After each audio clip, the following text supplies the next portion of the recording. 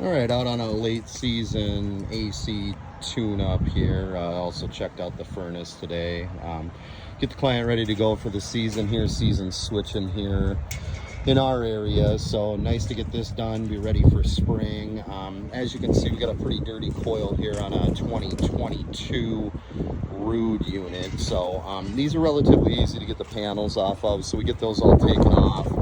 Allows us to be able to remove the fan motor here and clean it from the inside out, get all the dirt and debris out of the bottom of the unit as well too. One thing we wanted to note here is that this 35 by 5 capacitor, we went ahead and swapped this out, and we tested this 2 different ways. So we tested this not only under a load, and then we also tested it not under a load.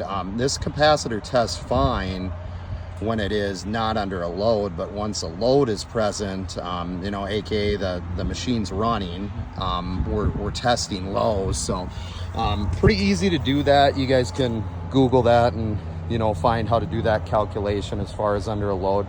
Something I'd highly recommend, because you can get into some nuisance calls in the summertime where, you know, you maintenance the system, you check the capacitor and it was not under load, tested fine, and then all of a sudden we get a, you know, pretty heavy heat wave, or, you know, the unit hasn't been cleaned properly or something like that, and you run into a callback. So hopefully this helps some guys out in the field, and happy times HVACing.